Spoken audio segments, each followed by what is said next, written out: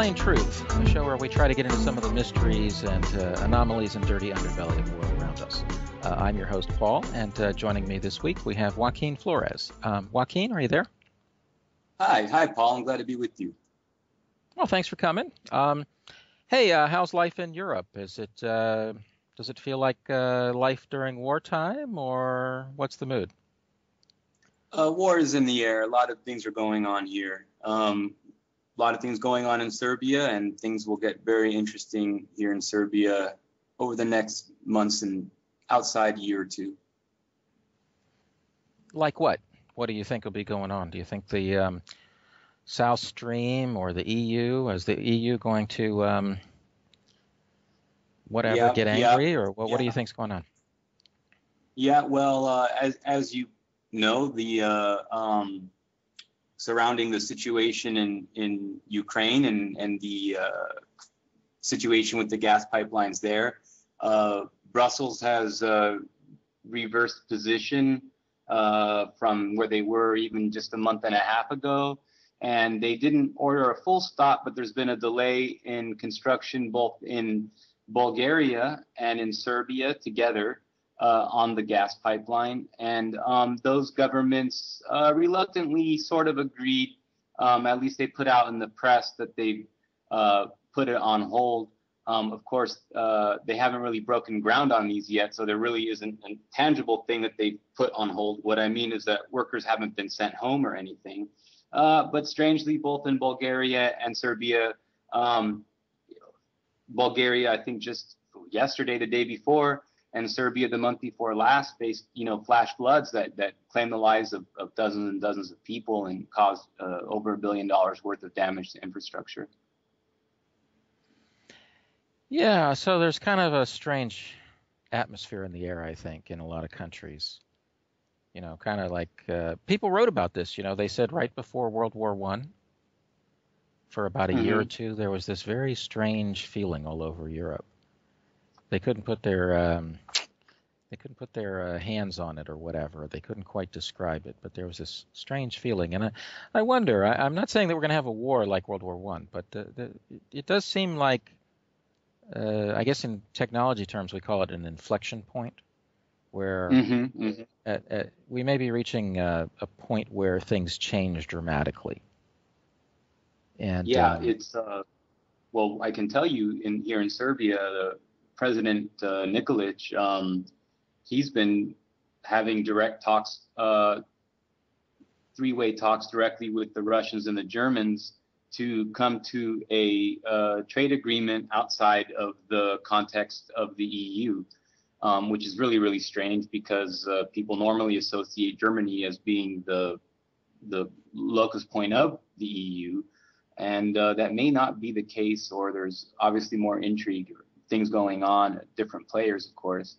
But in essence, what they're trying to push forward to do is to have an agreement where Serbia is used as a place that goods are shipped, and then there's some labor performed, value added, and then they move on to Russia and back and forth, which avoids, which shortcuts some of the provisions which are in effect with regard to prior existing agreements in combination with some of the sanctions that have been put in place. And Serbia is returning to its role as, being something of a small-time broker or middleman in the crossroads between East and West. And that's exactly what NATO and what the pro-NATO part of the EU didn't want of Serbia. And as you know, Serbia has remained outside of the EU and is surrounded on all sides by EU countries. Yeah, so it might be hard to get your food or whatever. Right. So that's the challenge. Well, there's just so much going on. I was listening to a speech on television by an advisor to Putin named Sergei Glazyev, and he was essentially arguing that we're in World War IV right now, and that all the world wars tremendously benefited the United States. and harmed Europe. And that's the same situation today. And that the Russians need to do everything possible to explain to everyone in Europe that, essentially this is a way for America to, prolong the domination of the dollar and so on and so forth. Yes. And, maybe we shouldn't call it World War IV, but nonetheless, you do see that this is, let's just put it in practical terms. Whatever the historical grievances between, let's say, Poland and Russia, Russia's not going to invade Poland, okay? That's not the way the world works now. You don't make economic benefit from occupying a country like that, right? If they had all kinds of oil, maybe, but it just isn't going to be profitable. So there really isn't a reason for Poland, as an example, to be super afraid that Russia's going to go occupy them. And, and so to some extent, these problems are being created by America, I think is an unavoidable conclusion. Is that your take on it? I think so. Polish leadership, inner circles, it's been leaked that they have the view, at least prominent members, that in fact having strong ties with the U.S. is not in Poland's interest, that it simply irritates both the Germans and the Russians. And as we know, Poland's particular history is such that they can't be on bad terms with both at the same time, certainly at least. And it is in fact true that one could characterize the present state of world affairs as World War IV in essence. I think it's, if you were to look all over the world and all the different conflicts that are going on, and that there's only a few countries that are involved in managing and are behind this, if it quacks like a duck and so on and so forth, then it is a duck. I think that we were raised and we were brought up with the ideas that revolve around second and third generational warfare. And, we had believed that World War IV would mean a nuclear war in which armies were formally deployed in the traditional second and third generation sense. But I think we see now in fourth or maybe even fifth generational warfare that it doesn't work that way. And there's a lot of reasons for that, and we've talked about it before. It relates, of course, to the perception of stability, public panic, the stock market, and so on and so forth. Of course, that doesn't keep things from escalating, and I think they could escalate further. But yeah, I think it's a consensus that the U.S. Benefits from world wars in Europe, and that Europe suffers, and there hasn't been a war on the North American soil since the Civil War, I guess, and that was the last time that I think Americans had to deal directly on their own turf with the horrors and the realities of war.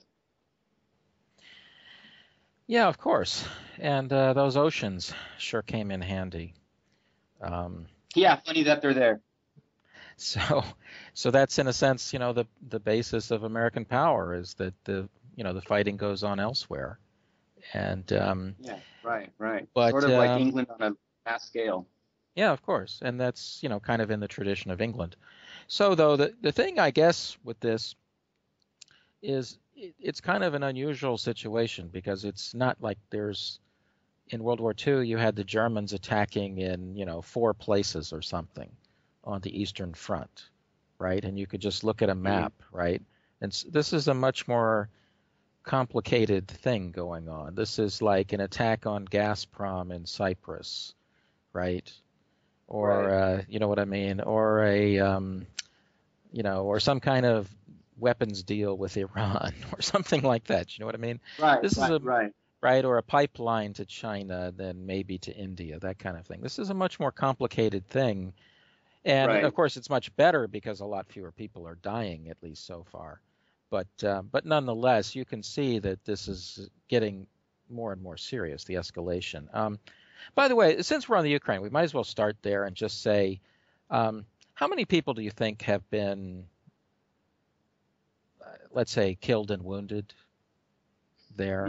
Killed, Let's start. wounded would Let's be start with civilians and include the fire pogroms and stuff like that. sure. Killed. Killed. I would put the number at about of civilians who are non-combatants. I would put the number at about 500 to 600, and people who were involved, who let's say knew what they were getting into, would be around 2,000. Wounded. Now, this is going to include volunteers, mercenaries, whatever, right? Right. Prisoners released to go fight. This is going to include everybody. Okay. Yeah. I have a number at about 2,000 killed in action, and I have about 5 to 10 times as many wounded, which would include, taking some shrapnel to the toe or something like that, and having to go to a doctor and have it treated. So that would be about between 10 and 20,000.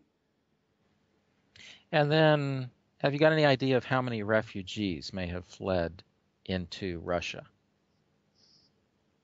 Yeah, about 15 to 30,000 refugees, according to the Russians, according to NGOs that are working to manage that.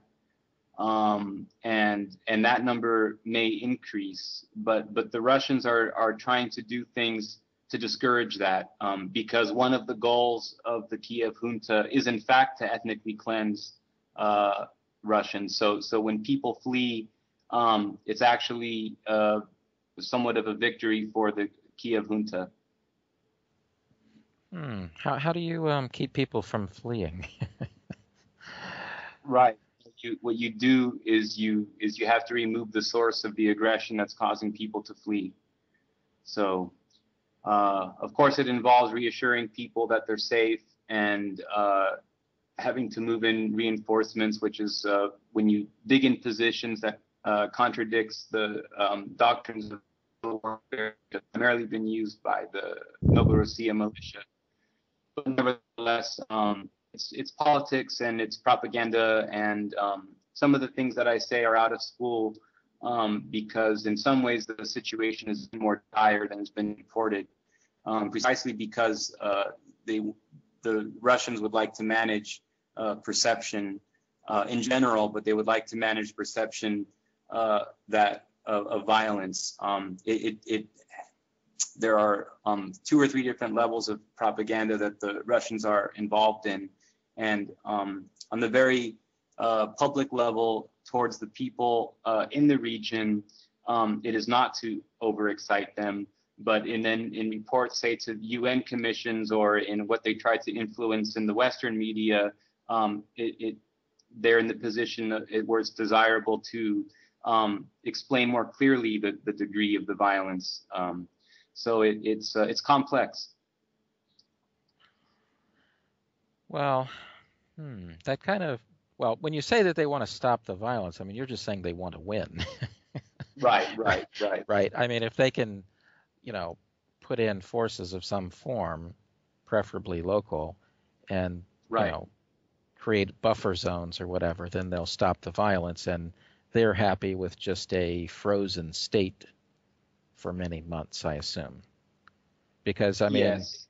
Right, it would be the attacking side who would need to supply food and, you know what I mean? They would lose all their enthusiasm over months and whatever. So the Russians would probably be happy to just freeze things for a while. Right. I mean, the thing also to keep in mind is that on the Kiev junta side and in the west of the country, things are also unstable. Many prices have doubled or gone up significantly. The government is in the situation where they have put a freeze on some things, including payments to pensions, and many people in the public sector and service workers have gone unpaid for a long time, or there's been some arrangements to try to pay them in kind, like give them food so they don't die while they continue to deliver mail or work at the post office or the water filtration center, what have you. And also on the western side, it's unstable because the government can't really crack down on the ultra right-wing groups because they are recruiting most of the volunteers from there. Much of the old standing Ukrainian military cannot be deployed for reasons we've said. There's been a lot of terminations and a lot of turnover in the military staff, and the Russian military has been successful in splitting the Ukrainian military. And so the situation we have now, Paul, is again where the Natskaria is comprised almost completely of right sector combined with Greystone Blackwater. So the situation now in the Western Ukraine, center and the West, is also really, really bad because costs have gone up, utility costs have gone up, food costs have gone up, and when the winter comes, it's going to be an even bigger problem. And there's big protests that the Pravi sector is continuing to put pressure on the government, the Kiev junta government. And as much as the Kiev junta government has tried to incorporate some of the language and using some appointments of people from within the right sector umbrella, it hasn't placated some of the more radical elements. And the government in Kiev can't really move against them because those people are precisely the farm from which new recruits into the Natsgardia are recruited from. And the rest, of course, they're being led by and trained by some U.S. military advisors through that little funnel process of Greystone Blackwater. And so today, what you have is a situation where that government can't really crack down on violence, which is happening against other elements of Ukrainian or formerly Ukrainian society in the West. The pluralism is basically gone. You know, the people who supported Euromaidan but maybe saw themselves as liberals or Europeans, they can't have an independent protest or manifestation without getting beat up or having the demonstration shut down by the right sector. So there's a sort of brewing coup within the establishment in Western Ukraine today. Well, okay, but I guess that still gets down to the question then of what the different power blocks in the government, who controls it, what they think they're doing or what they want to do. At the start of the interview, I mentioned Sergei Glazyev, the advisor to Putin, and in his different speeches, he basically argues that the Kiev government is totally controlled by the U.S. and that it's militarizing at a very fast pace. And it's going to be used as a sacrificial pawn, sacrificial lamb, to attack Russia in every way possible. Right? If they can't depopulate the eastern Ukraine, then they will attack the Crimea. Right. And they will try to destabilize towns inside Russia. In other words, they will do anything possible. They will start sending missiles to attack Russia, whatever it takes. Absolutely. Right. I mean, we've already get a war. Right. You're right. And now, so he makes the argument, which I think might be different from yours, that that time is not really on the Russian side. They might have, let's say, 3 months, or they might have 6 months, but they can't just wait for a bad economy, right? Because the U.S. is going to spend whatever it takes, and right now, according to him, the U.S. is having the massive Soviet stockpiles of old tanks and aircraft being, fixed and modernized and whatever. And the tanks and all, I guess, are in Kharkov, and the aircraft are in Odessa, according to him. And so every day is one more tank and one more plane or whatever, one more helicopter that will be aimed at the Crimea or aimed at the heart of Russia a year from now, when they are ready to actually just do what they're told. And the only jobs will be working for the military. because the economy is going to totally collapse. Now, I'm Right. not saying he's right. I'm just saying he's a serious, powerful guy, and Yes. he's making these arguments regularly. And of course, he's politically important, and so he is not necessarily telling the truth, quote unquote. But what do you make of that? Yeah, I mean, it's there are so many factors that I think in our last two shows on the subject we sort of began to unravel. As you know, the former Ukraine was a conglomerate of various oligarchs who formed an interlocking directorate and of various corporate interests from different industries. And the oligarchs who signed on to go along with the coup were not uniformly plussed about it, but they were told, and consensus was built around certain things and certain guarantees, and not all of those guarantees have been met, nor have they been realized. And so there are disruptions and there are divisions within the oligarchs who are behind the Kiev junta.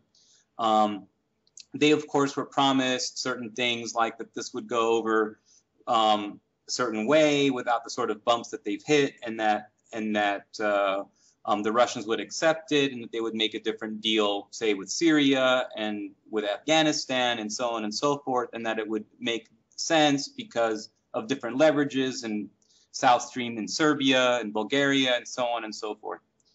But what has happened instead is that the oligarchs who are still supporting the Kiev junta are starting to have doubts, and they are starting to see that their bottom line is not the concern of the U.S. and they are getting pushed into a similar situation as the Europeans, who are also seeing clearly that the U.S. has no interest in a normalized resolution to the conflict. So when the Russians and people from the establishment say that time is running out and are fomenting an atmosphere which is maybe histrionic or hysterical to a certain extent, without belittling or without downplaying the loss to life that's taken place, we haven't reached, Syria proportion of insanity yet, and there is a myth being promoted on the Russian side that they're not involved. And so when people say things like, well, time is running out for us to get involved, it basically perpetuates this idea that the Russians are not involved. Rather, instead, they are involved, but there is a propaganda effort being directed both at the European and the Russian general public to build up support for an increase in the involvement that is already taking place. And by saying that things are too late and that we have to act now is a type of language that you use to get people to move, within 6 months or a year. Yeah, I think that's common in the Russian world. You're hearing that. But in the case of Glaziev, I think that he was just saying that they don't have more than maybe 6 months before too much of a military system will be built. He may be right. I don't really know, but I can just say that, the U.S. prints the money, at least at the moment. And so they can certainly find the money to, come on, how much was spent on the Syrian war? Probably, right. I don't know, pushing $50 billion. Right. If they can afford that, weakening Russia is far more important, really, in the world scheme. After all, if Russia hadn't been there, the fight against Syria would have been very easy. Certainly. Well, and I think that, the Russian finance minister said that his analysis is that the U.S. aims to actually destroy any connection between Russian Federation and Europe, and that this would cost the European economy between $1 and $2 trillion annually, and that this is going to push Russia of course, to disinvest in its dollar, and may push to continue to realize this concept of this sort of nebulous dollar exclusion zone. And as the dollar exclusion zone grows in the East, then that would pull the rug out from underneath the U.S.'s ability to print money. They've already played the card back in 2008 when they took everything that was toxic and they repackaged it with stuff that was good, and then they sold it to the Europeans, and they basically spread that contagion over to Europe, and now Europe is dealing with junk bonds. So what can we make of it? You know, I think our Russian friend is probably right that in 6 months or a year the crisis will have deepened and the Ukrainian rump puppet state will have more of a coherent military apparatus. But I don't think that means that they're going to be able to retake Novorossiya. I think it means that it would create a much more complicated picture that would take 3 to 5 years to sort out. Well, since we're on the topic, we might as well get to what you think the Russian strategy is. What do you think they're actually trying to do? What do you hear? My sense from my people there and who I speak with regularly in the Eurasian movement and surrounding it, and in direct connection with people who are organizing to send people there and build international brigades, that the conflict will continue forward and it will escalate, and the Russian strategy is to bring it to a close quickly, and to prevent the war from deepening, and to prevent the situation from getting worse. And this is going to mean more soft power, pushing on Poland, pushing on Hungary, pushing on peripheral states, trying to break apart this new Europe.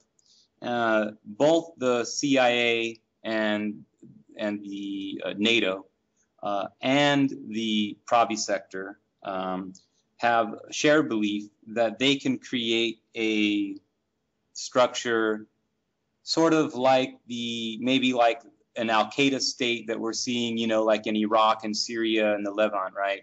That they can carve out like a zone right in the middle that connects the Baltic economies to Poland, to Ukraine. And so it's called, if I recall correctly, the Black Sea to Baltic Cooperation Zone.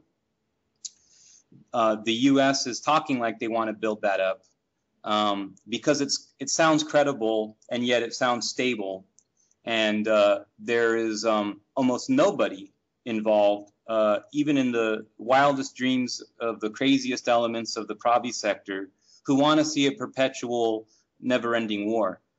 They too would like to see a sort of Black Sea to Baltic New Europe zone in Central Eastern Europe, which is neither EU nor Russian Federation. So the Russians right now are breaking up any possibility of that seeming realistic to people who might believe it. If I could rephrase that more carefully, Paul, it's not realistic in the first place, and the U.S. has no intention of building that, but it's plausible enough that they're trying to get people on board around that idea. That's what they're telling Poroshenko. That's what they're telling the people involved at the helm of the state, who are really just taking orders from NATO. So the first task right now, what they were involved with, is building up public support in Western Europe and control of the information war. Insofar as we don't see big headlines in Europe saying Russians are involved, Russians have attacked, Russians have invaded, that means that there's a prevalence of the Russian view in Western Europe. That phase has been successful. The second phase is to neutralize the Baltic states and Poland.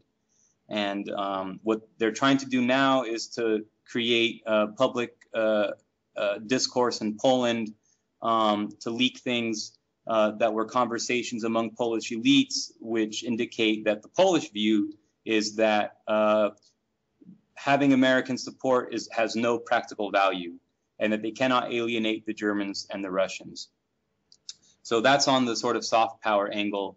The Russians last week approved in the Duma the recognition of a large super NGO that's going to tie together a bunch of the different NGOs operating in Ukraine. Today, one of these NGOs, called Anti-War, attempted to have a demonstration in Kiev, an anti-war demonstration in Kiev led by the clergy. And right sector hooligans showed up and were partially successful in shutting it down. It was only 800 or 900 people. The Russians are trying to insert themselves into the Euromaidan discourse. So they're trying to split the Euromaidan discourse, and they're finding already where those weaknesses exist, which is, of course, the separation, the division between the liberal Russophobes or liberal Europhiles and the neo-Nazi Pravi sector Russophobes who are not Europhiles. So they're trying to create a pro-European and pro-EU umbrella NGO that can operate freely in Kiev. Today was their test balloon, and results were mixed. So that's the third phase in their strategy, which is to directly split the public support in the Western Ukraine for the Kiev junta, and to generate a anti-war and pro-armistice position among the majority of Western Ukrainians, or at least among the chattering class and the punditry. So on the military front, they continue to control 5 or 6 areas along the border in which Russian intelligence and Russian-provided munitions and armaments can get across into Novorossiya. That has also been successful. And their drilling, led by Shoigu, is obviously meant to project power and their ability to respond instantly to any surprises. And they are at the border where they have the capacity to defend Sloviansk, which is very close to the border, without crossing the border because they have long-range armaments. And because the Russians have succeeded on the infiltrating or persuading elements within the Western European media, any attack, any shelling of Natsgadia positions that the Russians might do directly from the Russian side of the border, it's already been basically agreed to report this as coming from the Novorossiya militia and not militias or pseudo-army directly on the Russian side. And that basically summarizes the Russian strategy so far and moving forward. Okay, but well, that's certainly interesting.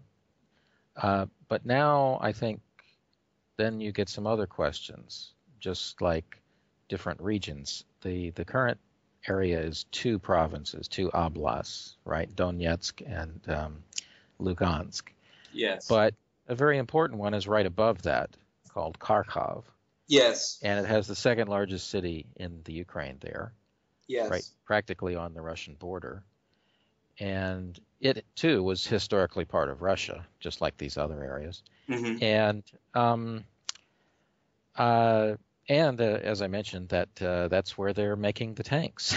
Okay. Right? All right. That's an excellent point. So let me get one question in, though. Sure. Okay, some people are saying that they think Russia has come up with the money for the rebel areas to build an army. Yes. right? If you put together an army of 50 to 100,000 men, which you definitely could do with the state of the emotions and the economy there, Right. and gave them any semblance of a salary and a guarantee Mm-hmm. that their survivors would be, would eat, Right. taken care of if they died, Mm-hmm. you could, in a fairly quick period of time, get 50 to 100,000 people if you really put the effort into it. Mm-hmm. And if Mm-hmm. you had that many people, not only could you protect the regional areas, you could start sending in units to Kharkov to protect people from the hooligans and other things so that the locals could overthrow the government. Right. Do you see Well, that happening? In other words, what about Kharkov, other areas? they can't. The survival of Novorossiya in the event of the ability for the Kiev junta to regroup and form a real military is going to depend upon the splitting of Kharkov, and that's going to be tricky because while there are many ethnic Russians there, they're not a majority, and so it's going to be a combination of different things. I should introduce, if I haven't before, that this is not simply a two-way issue of whether people are ethnic Russians or ethnic Ukrainians. As we said before, there are ethnic Ukrainians who identify with Russia. Some of them because they're Orthodox Christians and others because they're communists. So the propaganda campaign in Kharkov is going to have a more religious, and then over on the left, a communistic flavor. I don't see, I think the city of Kharkov could go over to Novorossiya, but I think that whole parts of the country would want to stay out of it, and the people would not be inspired to fight unless the Kiev junta was so stupid as to push them into the hands of Novorossiya and the Russians. Because the American program seems to be to create a failed state, that just may happen. But Paul, that's not going to happen, or rather, the only way that any gains can be made in Kharkov is, as we said, in phase 2 of the Russian strategy, which is the soft power on pressures in Poland and in Hungary. This is going to be very important because Hungarians have a claim to the very, very west of Ukraine. And of course, Poland, the Galicians in the northwest. And so Poland may actually be in an interesting situation where it is unwilling to join in the NATO end, and in fact, through NGOs and through their ruling class or their bourgeoisie or oligarchs or what have you, will back NGOs that deal with raising either an anti-war or a pro-Polish or pro-Russian view in the West. In Hungary, the Fidesz and Jobbik parties, who together coalition controls Hungary, they are staunchly pro-Russian on this issue. And the Hungarians have large Hungarian population living, as we've said, in the west of Ukraine. That on top of the situation in Moldova and Transnistria, and possibly even that would then put the pressure on Odessa. All of these would have to be done at the same time in order for Novorossiya to successfully get Kharkov to go along with it. Because if not, then the Kiev junta is free to focus simply on one front, which would be Kharkov. And so all of these would have to happen at the same time. And that's what we see, the groundwork has been laid for that. And that's what we see being amped up right now. So you would see the Novorossiya side as trying to attack on many fronts at once. Well, yeah, the Russian side would attack on many fronts at the same time, and then Novorossiya would be able to absorb Kharkov as a result. Mm-hmm. Well, you see, my gut just tells me that the system in the Ukraine could practically collapse if it got hit a certain way. Mm-hmm. Because the oligarchs could fight amongst themselves. As you said, the Europhiles and the Nazi types could fight amongst themselves. Right. Right? And historically, the country is really like 6 different areas or countries put together anyway. Precisely, right. And so, if you took away the money from the central government, right? If they did, in other words, if they didn't give the pensions and the checks to the local cops, right, that's the glue that holds countries together, mm-hmm. right? It's kind of a dirty little secret, but I mean, it's the paychecks, it's the pension funds, right, that keeps people loyal to central governments when they don't really feel like they're I mean, half the world has governments where there are mixes of populations or religions or whatever. Naturally. And what holds them together is the financial side. Right. So I see it that if you took away, for example, say Kharkov, now you're talking away over 35% of the economy or something, aren't you? Mm-hmm, mm-hmm. And then the economy is going to be collapsing anyway, and Russia may do things like closing the border for all kinds of products and stuff. I mean, you could see the entire economy collapsing. Right, right. And if Kiev is not giving the pensioners checks, yes, in a place like Transcarpathia with all the Hungarians, it's very easy to see independence occurring in that situation. Yes, and you, in mentioning Transcarpathia, there's also a Rusin population which are related.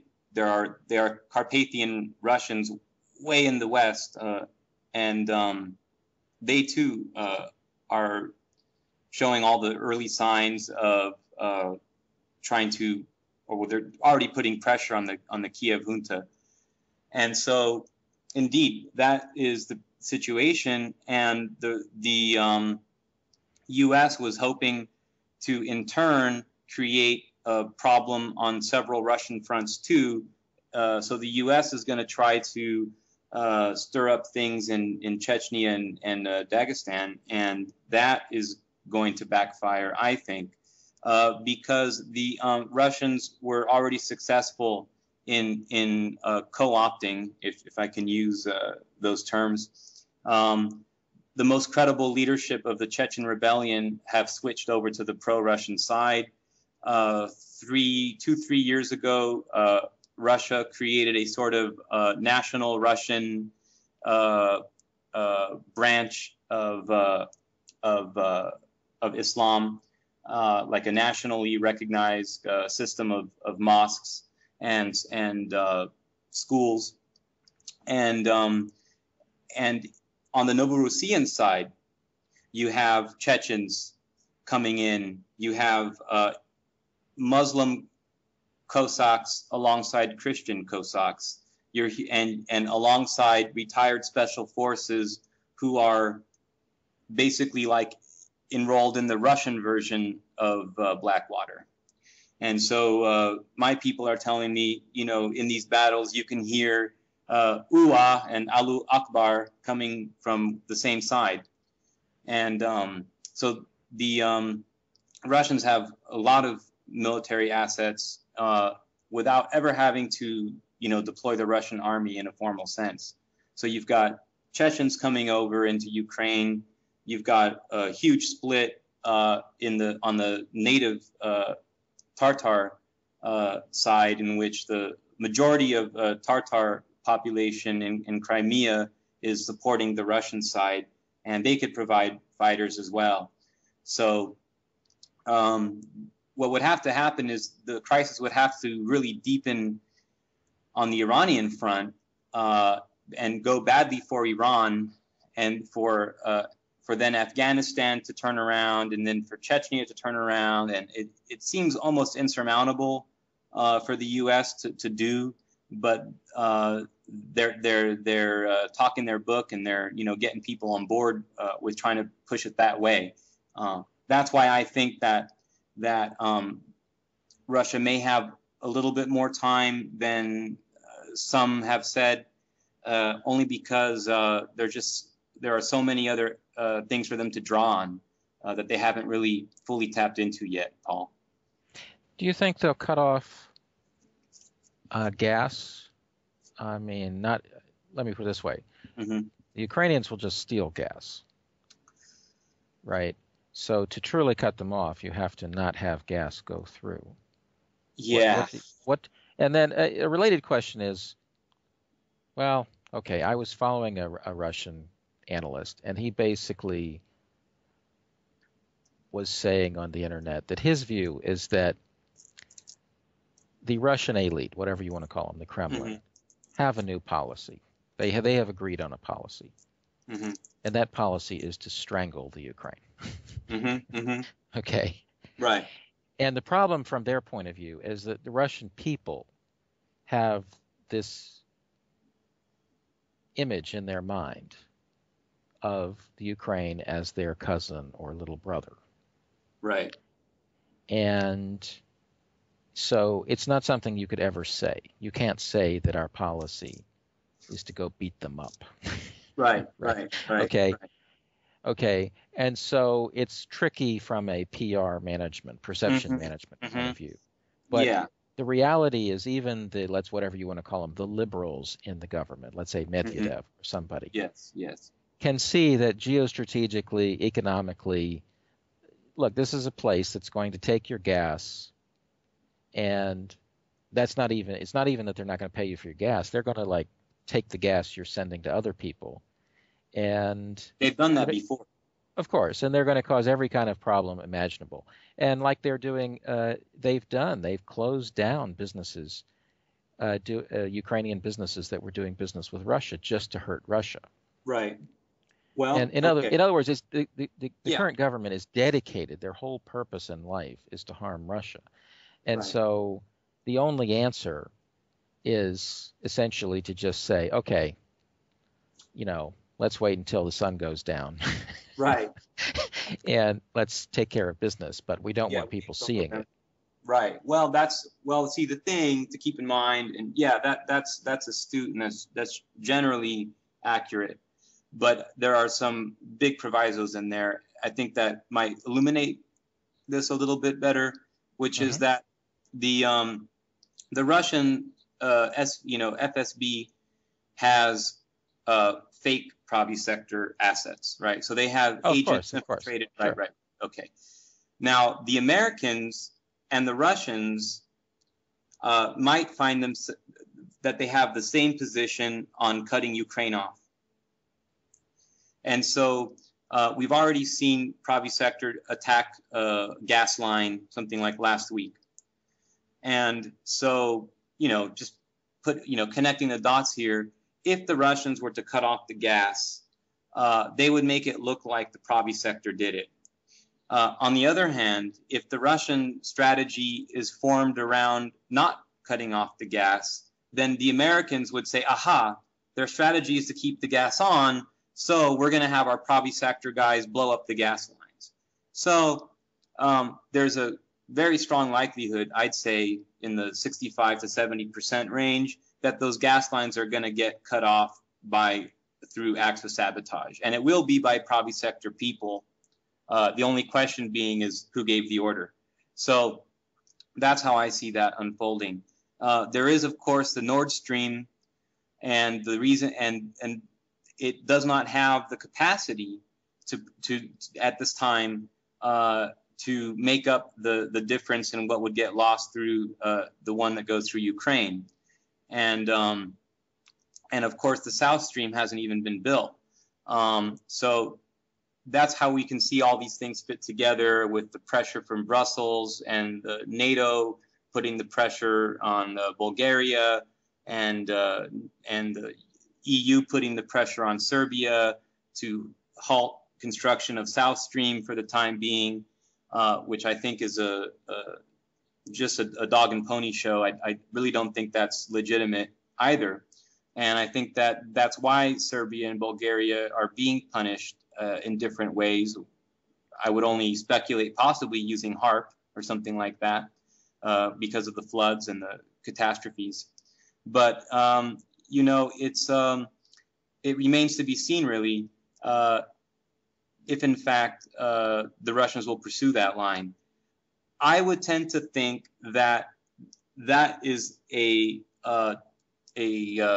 tool or a weapon of last choice, because its leverage power is the threat, or the leverage of being able to cut off the gas is so much more valuable at the present time than the result of cutting off the gas. And I think, for reasons that you said quite accurately, the perception Ukrainians, you know, one thing that the Russians might do is figure out how to do it so that the gas goes to Novorossiya and not to the rest of Ukraine. So the explosions would be in the west if the Russians were to do it.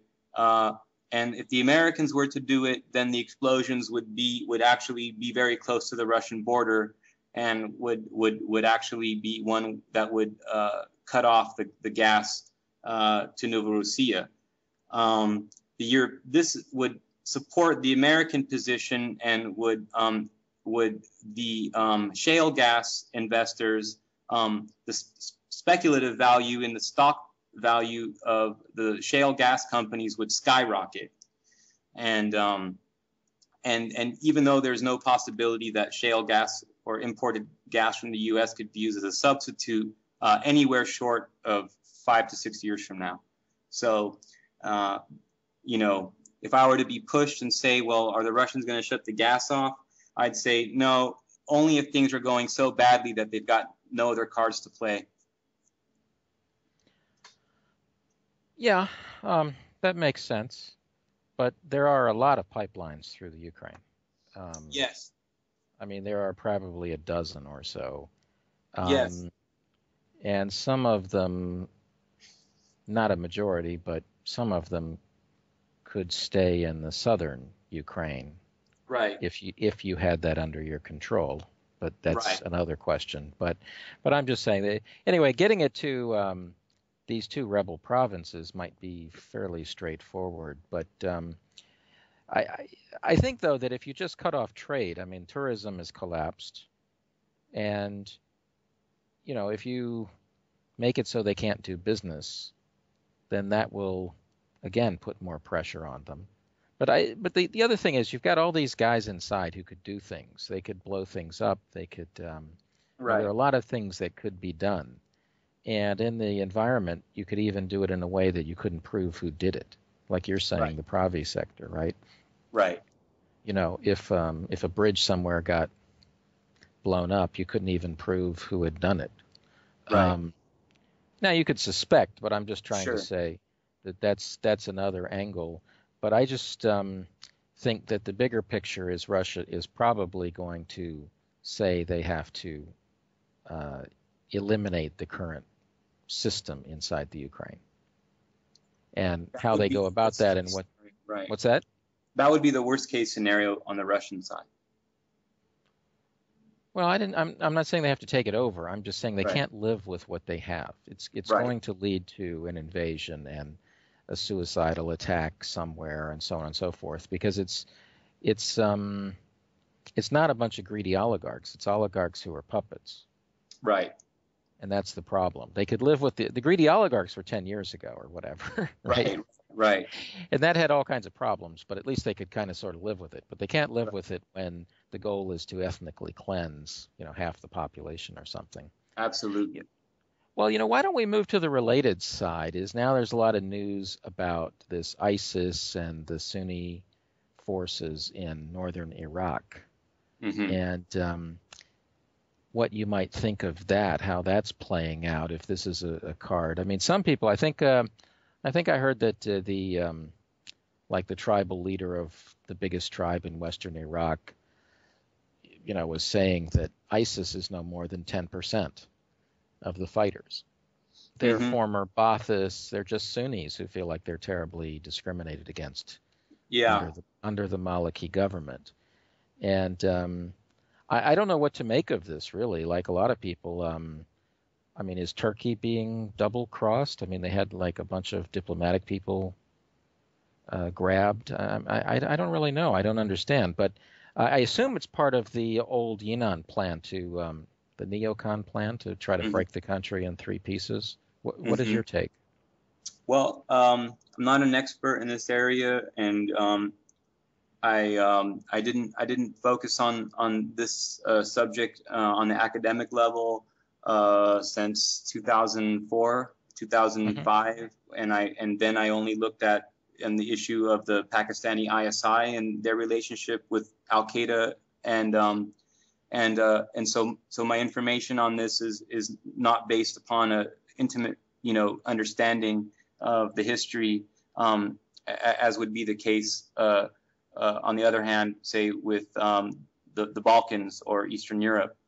That said, so with that sort of warning label on what I'm going to say, my sense is that in fact Turkey is already moving in the Russian direction, and this, as we said before, was symbolized by the release of the people that were charged in the Ergenekon conspiracy, and that represents a huge change in the political framework in Turkey, which even the mainstream guys, meaning those in government now, are making big overtures to the Eurasian side. So I think, yes, that in Syria and in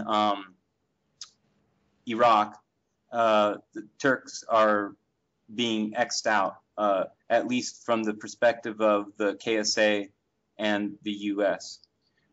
There's also a tension between KSA and Qatar, and there's a strong indication that the KSA might play a double role and might work to affirm the Iranian position and try to do it in a very delicate way, which might seem pro-US, because as we know already, the Iranians and the US have had a sort of tacit agreement on co-management of Iraq. And that's represented by Maliki. So I would agree that the number of ISIS people represents a very small percentage of activists or supporters or fighters in the area. The Kurds are a much bigger and a more tangible factor that have roots in the area. Among the former Baathists, they've developed a new ideology, which is fusion of Baathism and a type of Sunnism, which, I mean, I'm not an expert and I'm not a scholar in Islamic studies, but my understanding is that this version of Sunnism does not call itself Sunnism, but goes under the mask of calling itself Sufism. So that these Baathists, who are all, if I can say, ethnically Sunni, although that's not accurate to say ethnicity, but who are, were born and raised into Sunni households, is a prerequisite to be part of this neo-Baathist syncretic organization. But they are Islamic, but they're embracing a type of Sunnism which rejects all four forms of Sunnism and Shiism as well. And so they are probably more prevalent than the ISIS or Daesh. But at the same time, what the Americans are doing are trying to create not a broken apart Iraq, but they are trying to just foment World War IV and have no stable regions that one could speak of. Going back 10 years ago, we could see clearly that they wanted to carve out Kurdistan, or they were, it's similar to the Baltic to Black Sea coalition. You know, it's something that you can sell to people, your oligarchs and your fighters on the ground, as if that being your plan. Because, you know, the truth is, Paul, is that very, very few people, except maybe a tiny handful of psychopaths, and I really mean true misanthropic types who are, say, native Iraqis, want to see it be in perpetual warfare, right? So the U.S. is selling people on the idea that there's going to be like a Shiistan and a Sunnistan and a Kurdistan, but nothing they're doing reflects that, right? So they're going to try to just use ISIS as a pretext to escalate the war in Syria, which is a pressure on Russia and Iran, but more so Russia. And I think But can they? I mean, well, they can try. Well, okay, but I mean, they don't have the numbers, and it's off in the desert, far away. I mean, I guess what I'm saying is, even if Syria can never regain the, let's say, 10% of its territory on the border with Iraq, okay, that's, you know, that's bad and all that, but in the scheme of things, that's not where the people live. Right. Right? I mean, maybe you can't have a pipeline, but you're not going to get that anyway if you don't have other things lined up. So, well, that's that's kind of the weird thing about all this, because, you know, the Iranians and the Israelis and the Americans already have an agreement, and, you know, the gas from Iraq is already flowing into Israel, and it's under more or less the management of the Iranians, with a strong, you know, U.S. co-prosperity element to that. So it's basically, you know, Iranians are managing the political sphere, which creates the conditions in which the American oil companies can pipe it to other places, but of course including Israel, which really, really relies on Iraqi gas. So, you know, does this even perhaps work against Israeli interests? And that's why, you know, I don't know. I'm not an expert in the region, and I'm probably as confused as the next guy about what the end game is on the U.S. side, except for that I would say that, you know, my general thesis, and I know this is confirmation bias, and this is a logical fallacy on my part, but the way I'm interpreting the data, not having access to, you know, the type of analysis I would need to be more intelligent on the subject, Paul, is that it looks like they're trying to create, you know, World War IV, and this fits a pattern that we've seen going back a long time. Well, you know, long time meaning 4 years. For example, if I may, when they really opened up the front hard in Libya, but when the Green Jamahiriya forces, you know, really picked up the initiative and were pushing back the TNC forces, then the U.S. switched its pressure over to Syria, right? And then when Syria was able to mount enough of a defense, they switched back over to Libya, and they kind of did this 2 or 3 times until Libya cracked, but Syria didn't crack. And I see this happening now with Iraq and Ukraine, where I think that the fact that they're escalating things in Iraq is a tacit admission that they've lost significant ground on the Ukrainian front. And I think the fact that Poroshenko has stated that he's going to sign the EAA agreement 5 days from now is a tacit admission that they've lost Novorossiya. And so when we see Obama yesterday or the day before said publicly that they never thought that they could topple Assad by funding armed groups, basically is the closest thing you'll see to an admission that they've lost the war in Syria.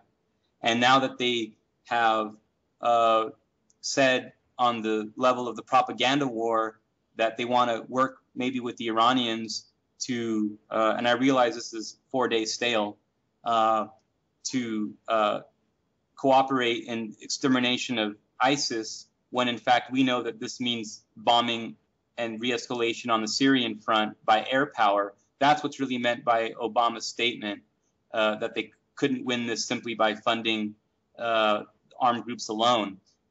They're going to want to bomb Syria, and as an excuse, their point of entry was going to be the bombing in Iraq. But now, of course, the one of the major commanders of the special forces of Iran is commanding the Iraqi armed forces. And in response to ISIS taking a number of towns and villages, including Mosul, and putting pressure in and around areas in Baghdad, we've seen the militias connected to Muqtada al-Sadr pop up again, and tens of thousands of people, right, are saying, "Sign me up." We're talking about Shiite militias here to fight against this neo-Ba'athist and ISIS fulmination. However, I read, and I think there's a credible angle here, that the Iranians are saying publicly that they can split ISIS. And I think that this has to do with this new agreement between Russia, KSA, Egypt, and Iran as a complete realignment, okay, of all forces in the region. And that I think that the KSA is coming around. They might be waking up. That there was never a goal to allow KSA to be a regional hegemon in a peaceful way.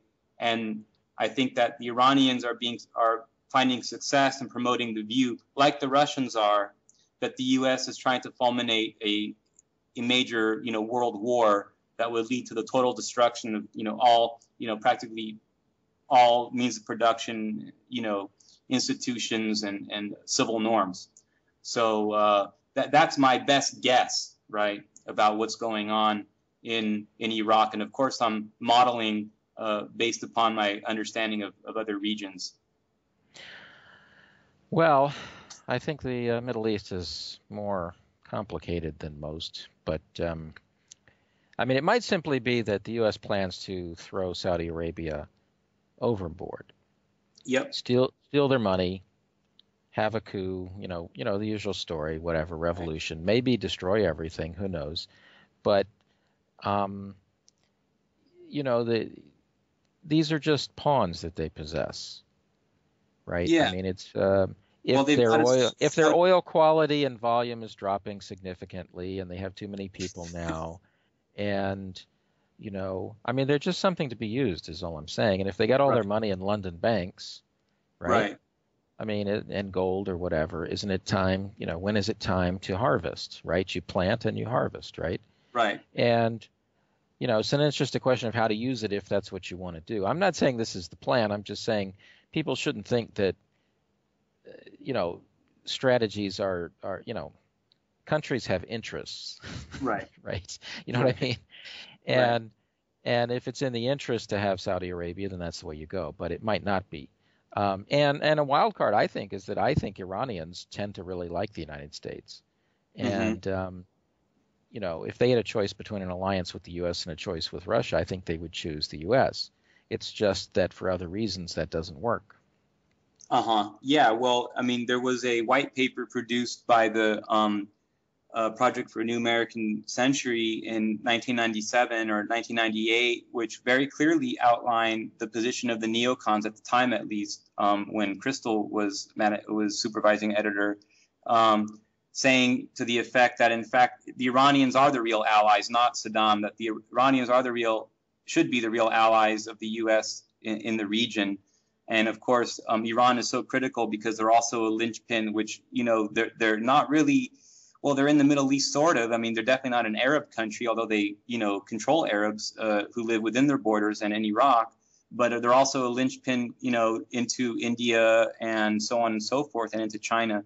So, of course, Iranians triangulate, the idea being, of course, that the 12er version of Shiism, which is prevalent in Iran, the conspiracy that Arabs believe is that the Iranians are the real Zionists, that the Iranian Jews, as you know, Iran has a tremendously large native Mizrahi Jewish population, and that this is a carry-on or a conspiracy which carries forward the Safavid dynasty from centuries back, and that, in fact, the clerics all along are just Safavid monarchists pretending to be sort of pseudo-socialist Islamists. And this is a prevalent view among Pan-Arabists, and this is a prevalent conspiracy theory in the region held by Arab nationalists and by pro-Saddam Baathists. So, and there's reasons why people would believe this and why this would be credible. Certainly, Iranians don't see themselves as Arab at all, and they were detrimental and antagonistic to Pan-Arabism, although they were, of course, part of the non-aligned movement, and they shared with Pan-Arabism a sort of a touch-and-go, not always friendly relationship with the USSR. Iran has, in the major conflicts that the U.S. has been involved in, well, not super major, but we're talking about, say, the war against Yugoslavia, and the first Gulf War and the second Gulf War, say, from 10 years ago. The Iranians were on the American side. The Iranians deployed both Hezbollah and Iranian special forces into Yugoslavia to help on the Bosniak and KLA side against the Serbs, and that supported the American position.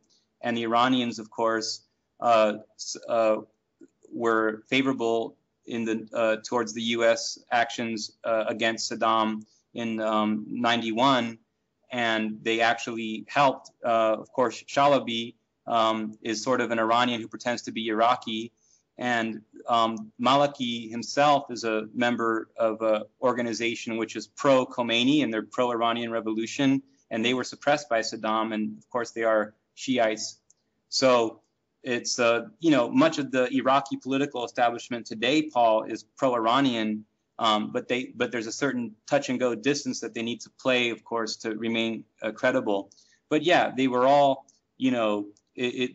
Iran and Israel and the U.S. together, conspired on a sort of a division of Iraq.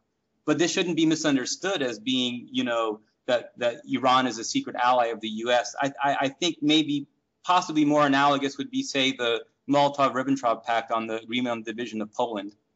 And that, I think that the U.S. does want to destroy elements of the Iranian state, and that they do want to sort of reduce the size of Iran and sort of create instability around it. But the truth is, from the Israeli perspective, Iran is not an enemy of Israel in any realistic sense. Iran is totally outside of the sphere of influence which Israel wants to project into. Israel would like to be the dominant power of the Levant, and Iran is almost like a Central Asian power in many respects. So I guess that sums up my view of those events and the dynamics involved. Okay, well, we'll see. I mean, I guess I would say, again, there so many complications, so many tribes, religions, etc. in the Middle East. It's not a simple matter to figure it out.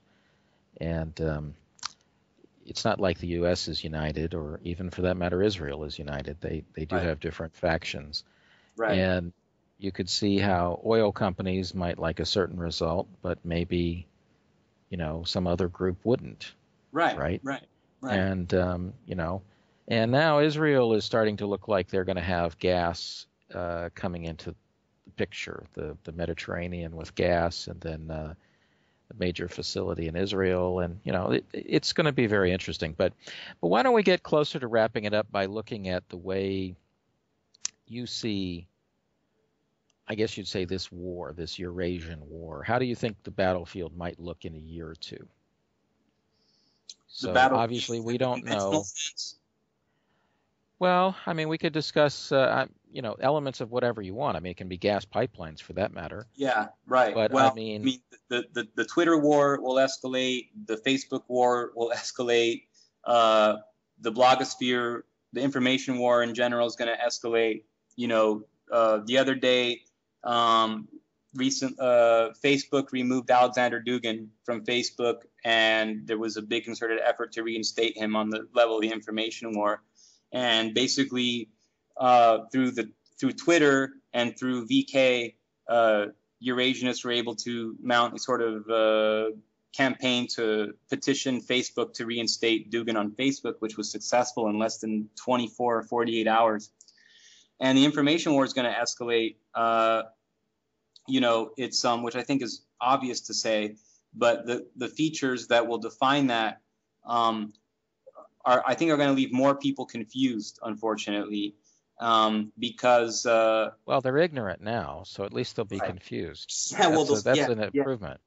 But I think it's going to be even confusing for people that have been following the situation pretty closely, because for example, Russian public statements on Syria reflect Russia's actual position on Syria, and Russian public statements, say on Iran, or say on Greenpeace or these other issues, more or less reflect Russia's actual position.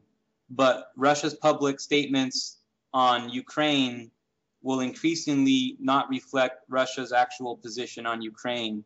And so people who have included, say, following alternative media, say, alongside with RT or Press TV, are going to become increasingly out of the loop.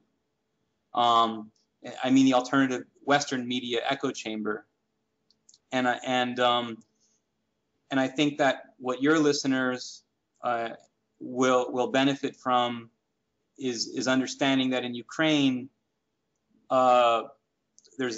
it's not just a situation of East and West or pro-Russian or pro-European, but it splits up like, and I'm not even talking about Moldovans and Galicians and Hungarians and so forth, but just among, say, Ukrainian and Russians, there's communists who are Orthodox Christians at the same time, right? And there's Orthodox Christians who are nationalists and pro-Romanov, and they're romantic about that, and they consider themselves, say, on the side of the White Guards or the Mensheviks, and they're anti-Bolshevik, right? And they're all working on the same side, and you're going to hear, people who are following, say, information war coming from, say, Novorossiya, but it's from Orthodox anti-communists.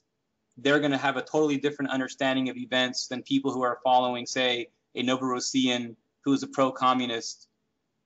So the whole thing's going to get very, very confusing to follow unless people already understand post-communist politics and the four-way compass and how any successful political movement, whether it's peace or wartime, must monopolize three of the four spheres. And the war in Eurasia is combining with the war in the Middle East, and Chechnya and Dagestan are going to be critical elements in relation to Afghanistan and Iran, and then pushing west into Iraq and the Levant. I got a question for you. Yes. Okay, so for the last 20 years or so, we've been watching the U.S. get more and more aggressive. Mm-hmm. And it always seems like there's no true blowback. There's just a fake blowback. In other words, mm-hmm. they want to escalate things, and they do. Mm-hmm. In other words, no one takes it to the U.S. Right. The U.S. does something. The U.S. has a putsch in Kiev, or the U.S. pays for thousands of invaders in Syria, or the U.S. bombs the heck out of Libya, that kind of thing, right? Right. Or currently is destabilizing Venezuela or something, right? Right. Is anybody, Russia, China, anybody going to start deciding to go on the offensive instead of more or less on the defensive? I'm from the United States, and in particular, I'm from Los Angeles, and I was involved in, radical movements there, and I still am in close contact with all my former comrades and colleagues, and I wouldn't even say former, and there is at present time no foreign assistance through, say, INGOs that are helping any of these groups.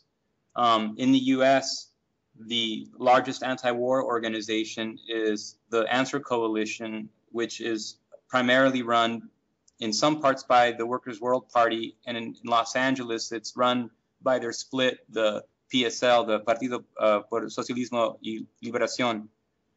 And the big problem there is that they have no foreign support, and their anti-imperialist and internationalist line is confounded by the fact that in practical terms, they're tied to the Democratic Party.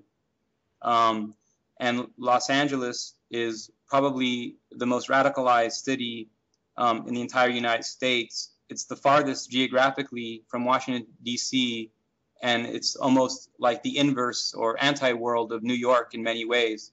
Not speaking about Hollywood, but speaking about the average, denizen of the greater Los Angeles area.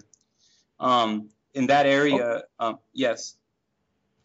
Well, I mean, I think that's true. I hope I'm not going off too far, but I mean, it's not just on the personal level. It's that the U.S. attacks like a weak zone, right? In other words, the U.S. wanted to destabilize the Crimea because there was a base, an important base there, that kind of thing, right? Right. And it seems like you don't see the Chinese or the Russians or anybody really ever making the president or the U.S. power elite, have a bad day.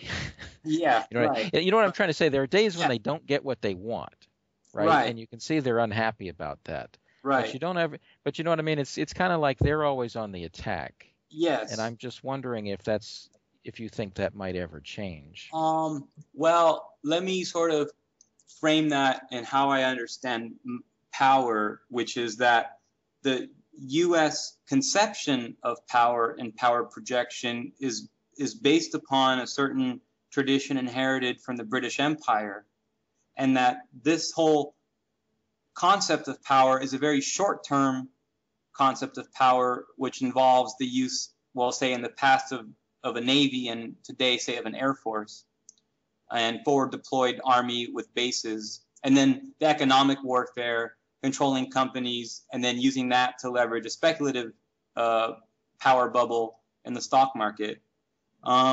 Chinese power and Chinese interest, they have a strong interest in California, but the Chinese, would never want to attack California because they see San Francisco and Los Angeles as emergent Chinese cities already.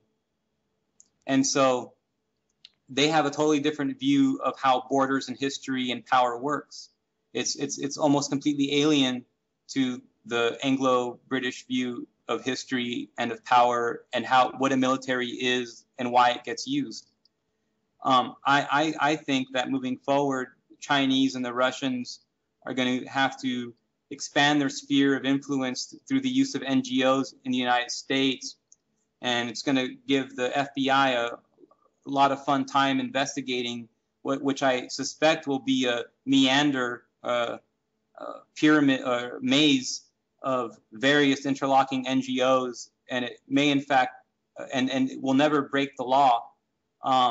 You're going to have individual Chinese billionaires and individual Russian billionaires who, of course, are, in a sense, members of the party state in their respective countries, but who operate as individual philanthropists who will invest in an NGO that invests in an NGO that invests in an NGO that's connected to an anti-war movement or connected to, say, a grassroots radical movement, say, tenants' rights or housing loan issues or workers' rights, wage and hour issues, collective bargaining and trade unions. I think that the Russian and Chinese angle might be to, through NGOs, create through, again, this meandering, very difficult to trace network of NGOs, invest in organized labor and to create a popular insurgency on a peaceful level, but that really causes the American oligarchy to have to focus back on the United States And that's why I think that predicting that, I'm not the first to think that, and it's for that reason that you see these concentration camps being built, these FEMA camps in the U.S. and the militarization of the police. They're not concerned about a disorganized mass. They're not concerned about increase in juvenile delinquency here. They're concerned about foreign-backed NGOs using legal means to organize mass social protests that directly affect points of production, say through trade unions, or that directly affect mass culture through alternative media. But I know that the mass organizations that do that in the U.S. are not yet being helped or being funded by the Chinese or the Russians. And in fact, in the U.S., the AFL-CIO and the SEIU Change to Win coalition are both trying to meld their powers into the general nonprofit industrial complex, or NPIC, and in so doing create like a safe zone of purely American domestic NGO networks that can control organized labor and lobby groups that might relate, say, to militia movements, Second Amendment rights movements, or constitutional movements. And so you're going to try to see a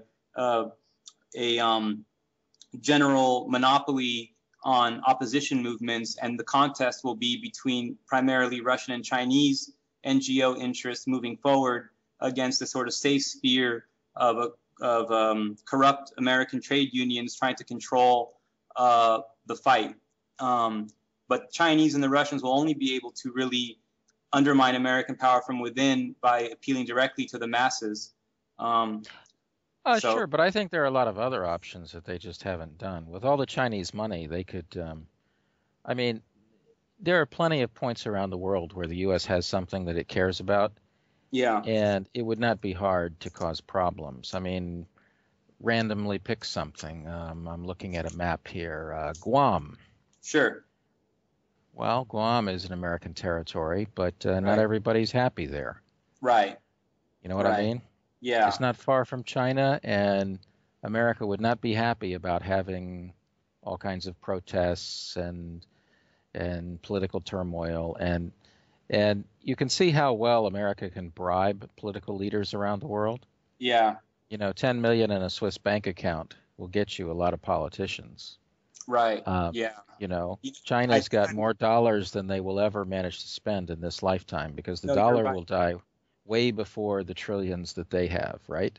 I may have misunderstood your question. For some reason in my mind, I was answering the question really of how the Chinese or the Russians might replicate the American strategy of balkanizing its enemies, the way that they balkanized the Middle East or balkanized Yugoslavia, or they want to balkanize Russia. I was speaking maybe wrongly to the question of how moving forward, that how Russia or China might be able to foment, grassroots movements in the U.S., which might lead to, say, a fragmentation of the U.S. into 3 to 5 different distinct entities. Yeah, I think that's kind of hard because they don't even have the propaganda. Look, Russia mishandled the Ukraine. The propaganda and NGOs and all that kind of stuff. So how are they going to handle the U.S., where you've got distance and language and history and everything? So, I'm just saying, though, that the U.S. is very good at analytically looking at the geopolitical chessboard and saying, that piece that the opponent has is awfully isolated out there. Mm-hmm. Right. What if we make him feel uncomfortable? Right. What will happen? And it's just like a sortie. You're just testing. Right. To see what will happen. And maybe they'll panic and retreat, even though they don't need to. Or maybe a little bit of bribery will do wonders. Mm-hmm. That kind of thing. And I'm just saying, in some senses, what I'm saying is I think that China, for historical reasons, has a rather inwardly focused system, right? Yes. Their fear is internal disorder. And then Russia, I think, after their collapse, they've been rather... just trying to put the pieces together, to be honest. And Right. they're kind of psychologically burnt because of all the problems they had under their communism. Right. And so there are a lot of things they're not so keen on doing, I think. I mean, I know Right. they do them when they have to, but I'm just trying to say I don't think their heart is in it. And for example, I bet there's relatively little Russian intelligence, dirty trick stuff in Africa, you know, today, right? I mean, I'm sure they're there and I'm sure they're doing some stuff, but I'm just trying to point out that they're they're kind of their focus has changed. They're not trying, in the Cold War it was like two factions fighting kind of thing. Now it's much more like they're trying to husband their resources. Mm-hmm. And so Yeah. I don't think that, and so I'm just trying to say that I don't think they're like finding unhappy groups in Mexico and giving them money, right? Uh-huh. Because Uh-huh. if Mexico blows up, it will hurt the U.S. They're not doing that kind of thing, I think. And I can understand because they want to, their image is they want to be clean and say we want to be friends with everybody. Right. And I can understand that when it comes to dealing with Mexico. But like my example a minute ago with Guam, though, Guam is just part of the U.S. It's part of Sure. the Sure. empire. That's Right. a different case. And Right. if something happened in Guam, it would be a big pain in the butt for the U.S. military. Yes, that's true. I guess India is a soft spot, and India presently is an observer in the is a observer member of the Shanghai Cooperation Organization, and there's been recent changes in the political sphere there, right? So the nationalists have made big gains, and of course there's still a Maoist insurgency um, in Nepal on its border, and there are pro-Maoists who run in electoral campaigns in India, and I think the Chinese, have an angle in there, and that's a place that the British American Zionist empire can be attacked is in India, but I think China's holds all this U.S. debt, but they don't think they're ever going to get it back. So That's why I'm saying they might as well use some of it, and they might eventually do that. I think they are being attacked more and more. All these terror attacks. It seems like every third day there's some kind of terror attack, or and even the problems with Japan are largely ginned up. But that's a complicated question. But I tell you what, we're going to wrap it up here soon. Is there any last thing on your mind? When we touched really briefly on the Eurasian war, moving forward, I just can't help but think that the sort of X factor is the sort of free energy or energy technologies that haven't been released, and how this would be a complete game changer and reversal of fortune for different people and different interests. And would the different power elites be willing to throw over the old traditional energy brokers, or do the old traditional energy power brokers control the energies that haven't been released, the say alternative energies? And I would see that if like the world war that's taking place now were to escalate 300 or 400%, something that we would all feel, if that type of stuff would come out, or would it be suppressed? Those are my big questions, and those are the things that I just don't have the capacity to answer, but you might. Well, I don't know. I can just say some general things. I would say that there's a lady named Catherine Austin Fitts who has been in high places in the U.S. government and Wall Street and became an enemy of the state, which is not fun, obviously. And she has had some interesting thoughts in interviews, if anyone cares to look for her, along the lines of her suspicion is that the power elite believe that good energy technologies are unstoppable at this point. Mm-hmm. Not free necessarily. And anyway, free isn't free because there's always the repair, delivery, supply chain, power parts, and all that other stuff, right? Right. But good energy technology. And so they need some choke points to control people. And she thought they wanted to use water and food. Mm-hmm. And that the big push in GMO is not simply to depopulate people, it's to try to create a system where only the power elite have access to enough, seeds or whatever. Right. Right? Right. Because, oil and gas are just not going to cut it 20 years from now or whatever. Right. And there's just too much going on in the whole world of better and better technologies being developed. And so her take was they're looking for alternatives. And that's the agenda in polluting so much water and draining aquifers. And then yet you have ones like in wherever, Paraguay or something, that are essentially bought up. You know what I mean? There's Right. an obvious goal that's not just profit, it's to use water as a control mechanism. Yeah, And that makes sense. Now, she also thinks that there's a lot of evidence that they're going to roll out the commercialization of space. I mean, trillions of dollars have undoubtedly been spent in the black budget on space technologies. And now finally they're going to let corporations, approved insider corporations, start to do things. Mm-hmm. Mm-hmm. Maybe that's go grab an asteroid and bring it back for all of its rare minerals. Or I don't know what else you could do in space. You could, for that matter, start building things. But we could certainly see that it looks that way if you follow the news. If you follow scientific news, you get the feeling that they're getting ready to make a push on space. Mm-hmm. But how can we know what these folks are thinking or what they've actually got, right? Right. As a kid, now yeah. Oh, go ahead. Well, I was going to say, as a kid, I grew up reading, Zachariah Sitchin and Eric Van Daniken and, folks like that. And, I just, in the back of my mind, when we look at these big geostrategic and geopolitical issues and war and energy and, what about that stuff going on up in the sky, right? I mean, that's sort of the stuff that really, I can't figure out how it is going to relate and if it's a scam or a hoax or if it's real or, that's the stuff that really, if anything keeps me up at night, it's that kind of stuff. Well, there's a guy named, I think his name is Wolson, but he hacks telescopes and has a whole bunch of videos and photos of Star Wars and Star Trek vehicles in space. And now and then they're driven off the internet or whatever, but typically you can find them.